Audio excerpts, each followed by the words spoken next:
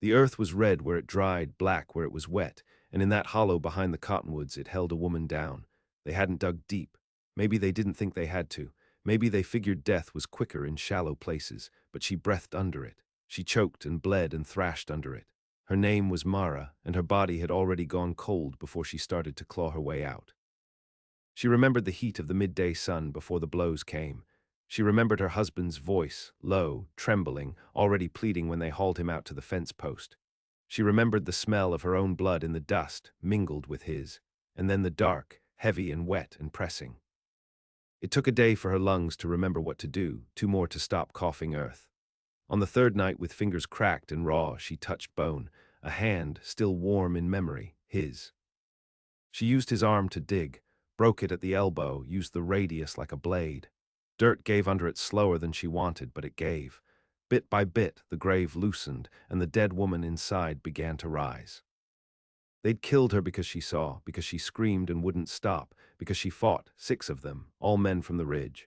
Ranch hands mostly, one deputy, not strangers. She knew their names, their sons. She'd fed one of them once back when her table still had bread.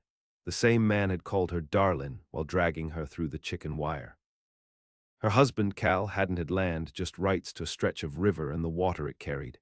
In dry seasons, that made him a target. They claimed he was stealing, claimed he damned it for himself. It was a lie, and everyone knew it, but justice was not a thing carried by law out there. It rode in with rifles and left with rope. She came out of the ground as something different than she went in.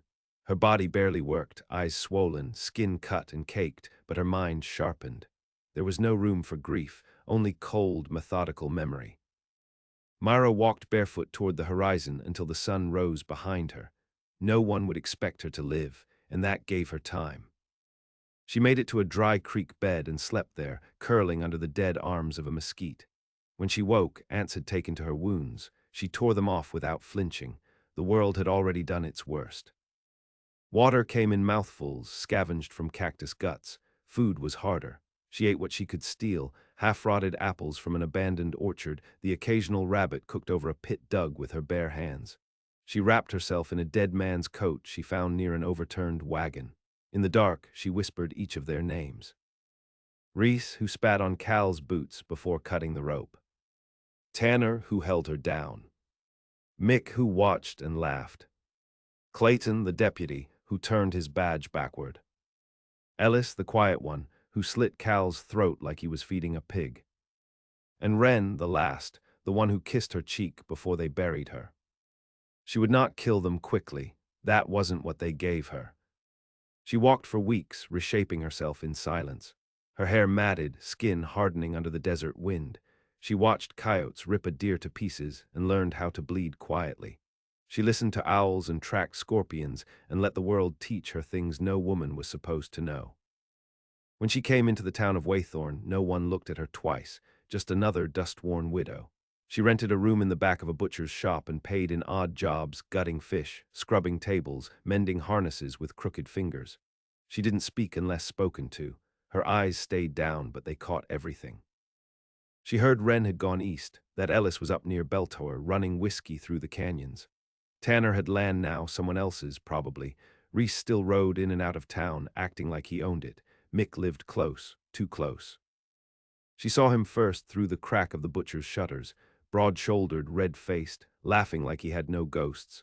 She followed him one night, quiet steps, a kitchen knife in her hand, but not yet, not until she knew.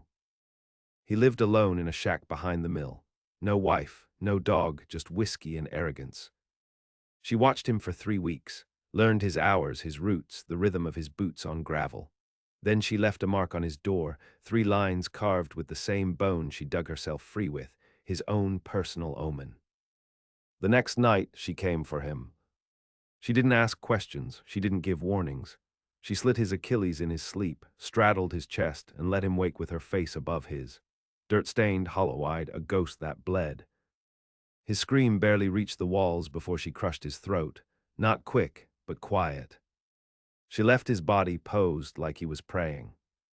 By morning, the town whispered about it. The preacher called it God's wrath.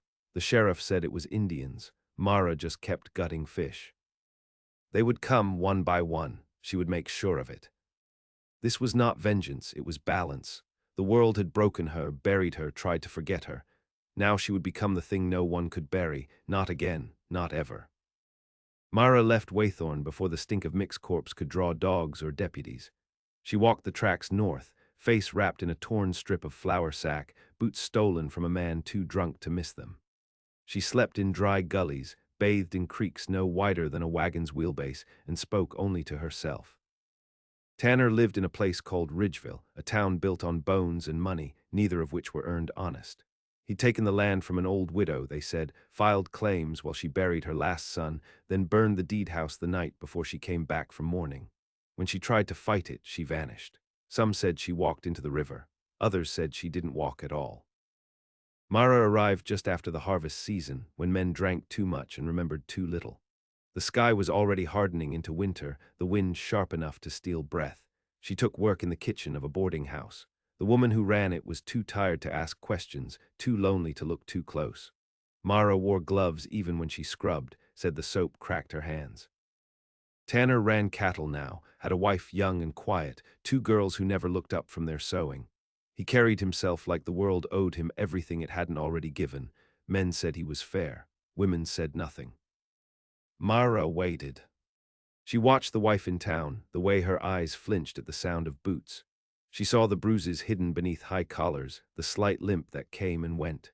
Mara made her a gift one morning, a bone-handled knife wrapped in cloth, left in her market basket with a strip of jerky and a single blue cornflower.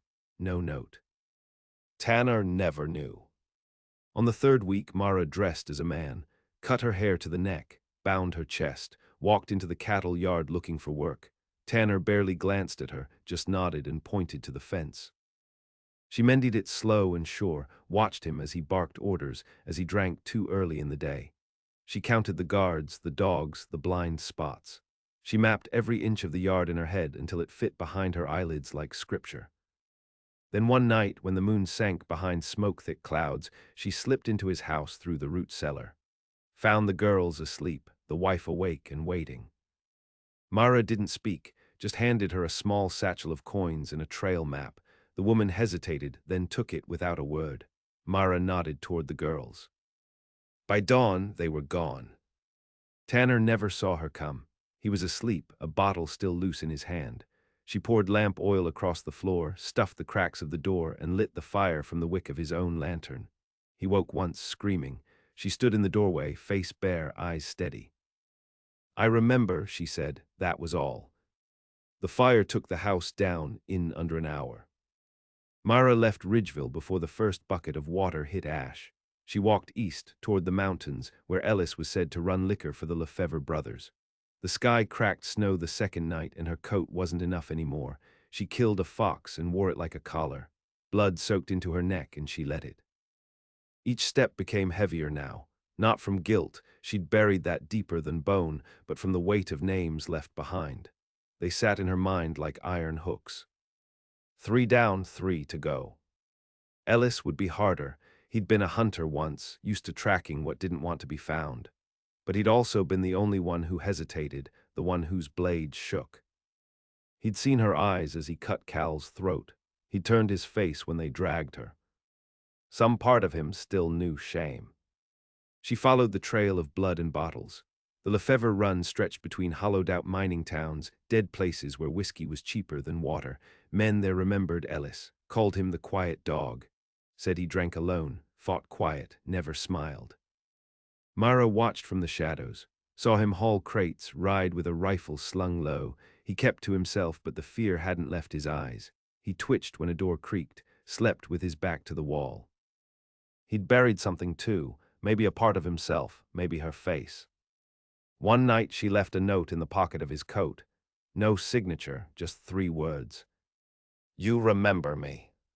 He didn't come out the next day, or the day after. On the third, he rode out at dusk, alone. She followed.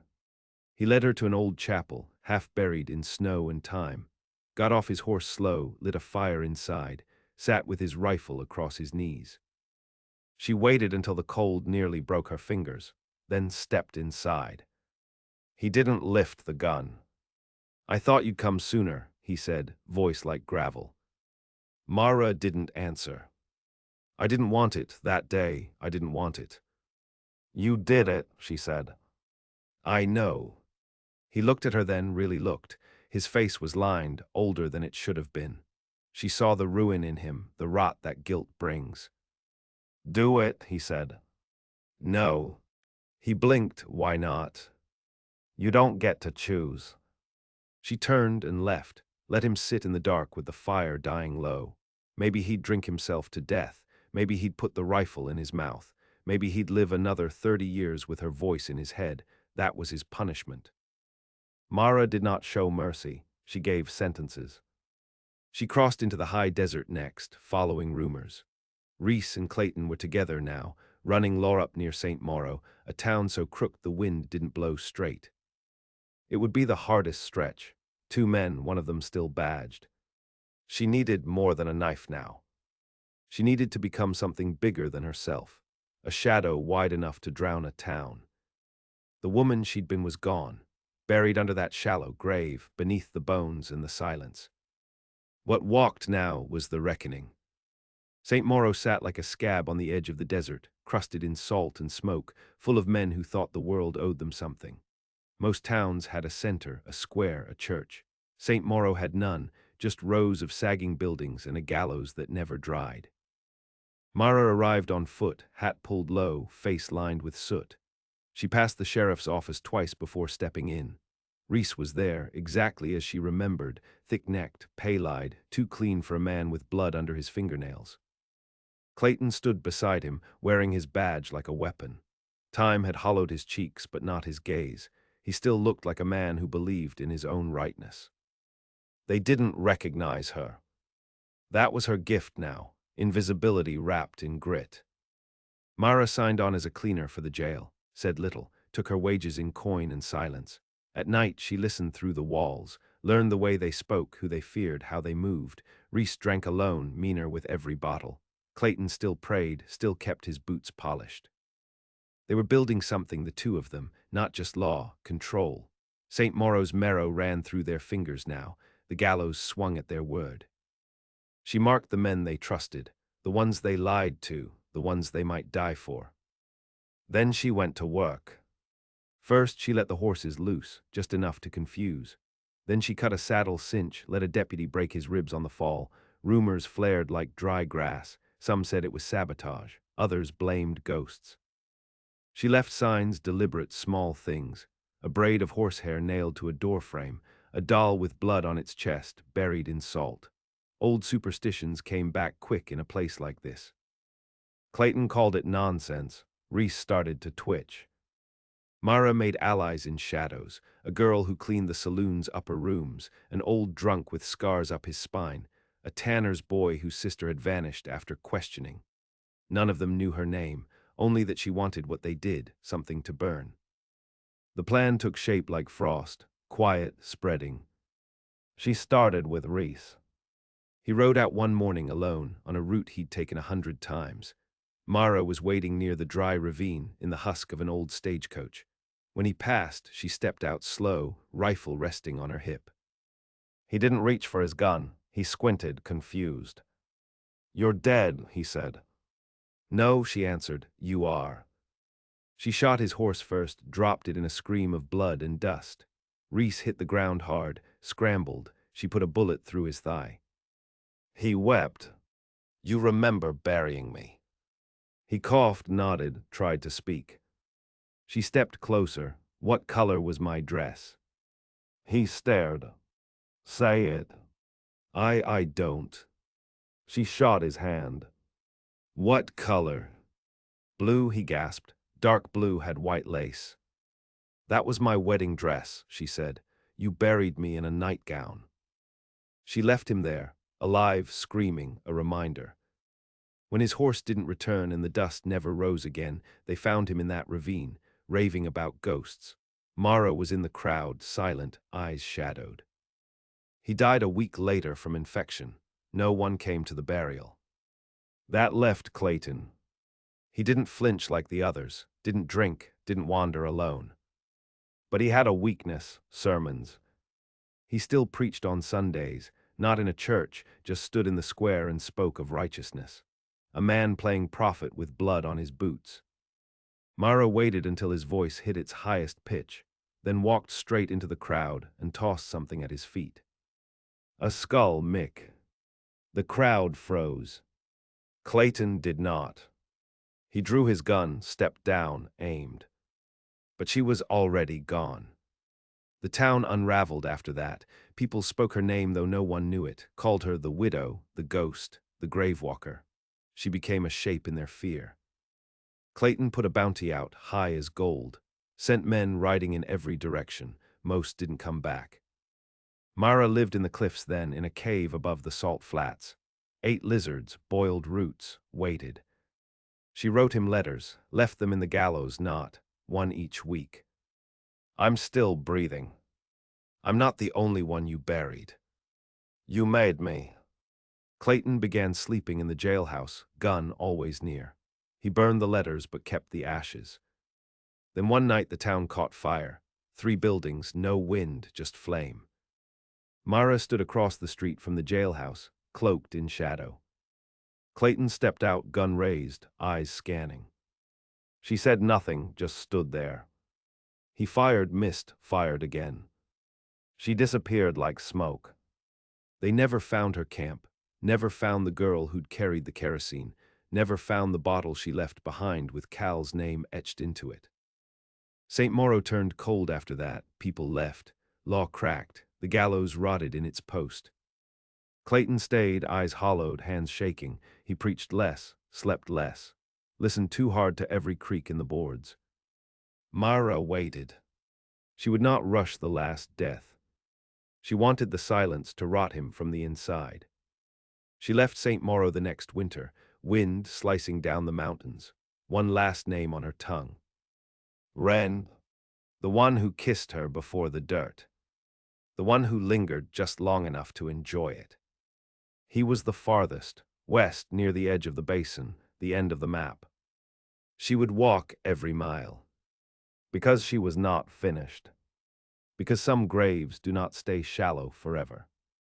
The basin stretched out like the floor of an emptied sea, flat, bleached, and cruel beneath the sky. Nothing moved there unless it knew how to survive without being seen. Mara did.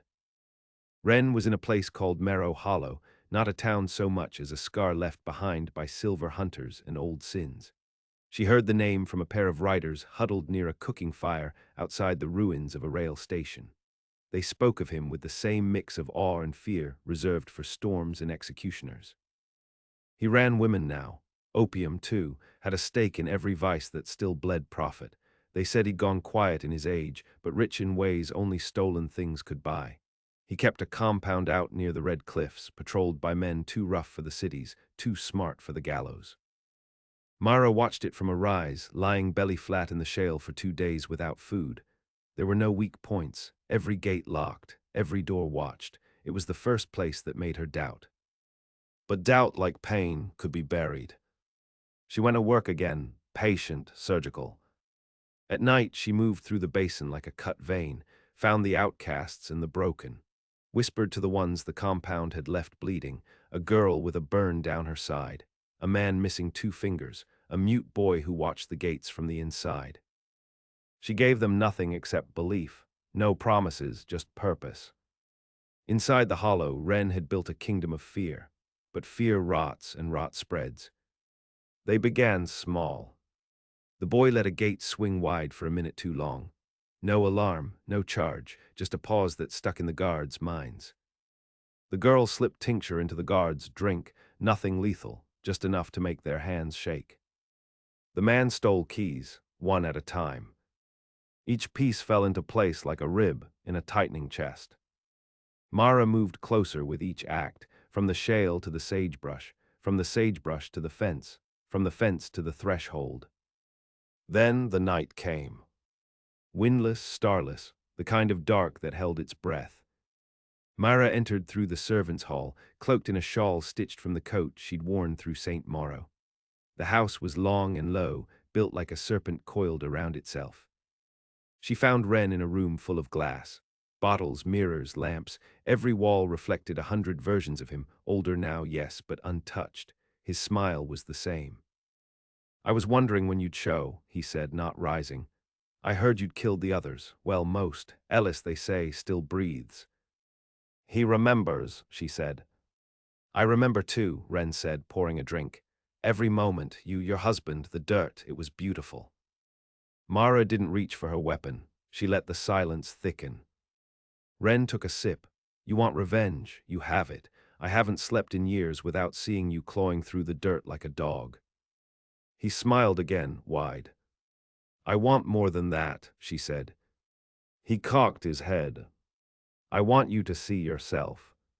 She lit the match in her pocket, struck it against her teeth, and tossed it into the liquor spilled across the floor. The room went up like a confession. Mirrors cracked, fire dancing in every reflection. Ren stumbled, shrieking. Mara stood still, watching his skin begin to blister. He threw himself toward her, but she stepped back, locked the door. Outside, the compound cracked open like a blister. The boy opened the outer gate. The girl cut the horses loose. The man rolled fire barrels into the grain shed. Everything ignited. By dawn, the hollow was a black wound on the edge of the world. Myra stood on the bluff, watching the smoke curl into the cold sky. Her face was cut, her arm burned, but she didn't flinch. Ren's bones would stay there, charred under his empire. It should have felt like the end. It didn't. She walked east. Not toward any town, not toward any name. She carried no list anymore. No map, no ghosts whispering. Just silence. A woman born again through burial, through fire, through blood. But not free. Not yet. Spring came late to the basin. The ground cracked instead of thawed, and the wind still carried dust like a blade. Mara moved through it without aim, no longer chasing anyone, no longer chased. Her boots were worn through at the heel. The coat she wore had been scorched, stitched, and soaked more times than it ought to have lived. She didn't feel the cold anymore. With the list finished and the names buried, some in flesh, some in memory, there was no trail left. Only land, wide and cruel and quiet.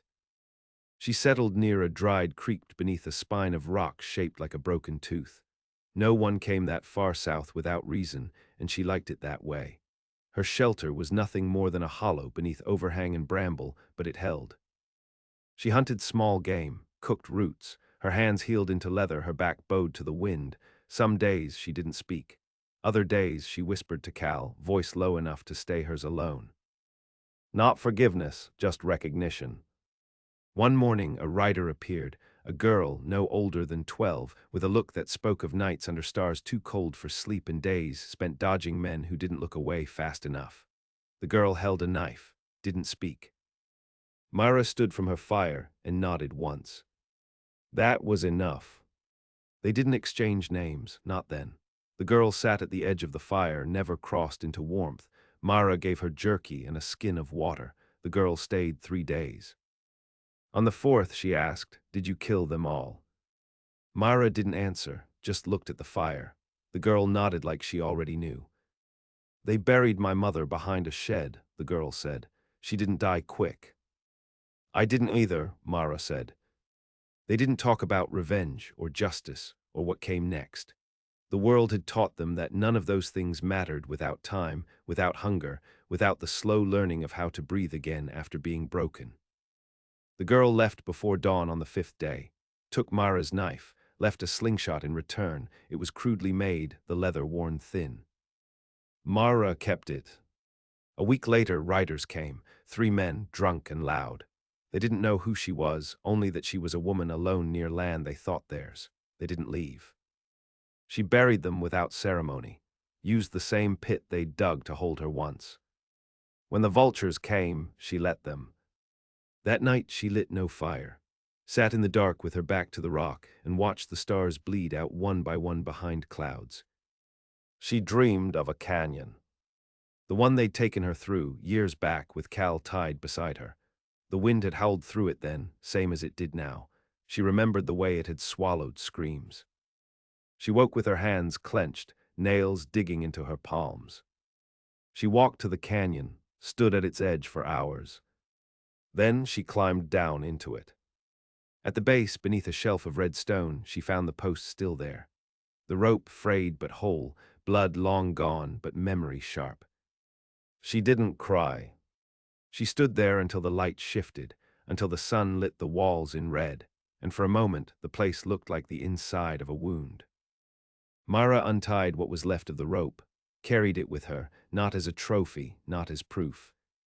As reminder of the dirt, of the silence, of the girl who clawed her way up through the grave and taught herself to stand. She walked back out of the canyon, didn't look behind her. She found the girl again near Autumn, outside a trading post. This time the girl had a pistol, a real one. The weight of it changed the way she stood. Mara nodded. The girl nodded back. Some things didn't need saying. They rode together for a while after that, not far, not fast, just enough to know that the world wasn't done shaping them. One night beside the fire, the girl asked, "Is it over?" Mara stared into the flames. "No," she said, "but I'm still here." And that was the end of the story.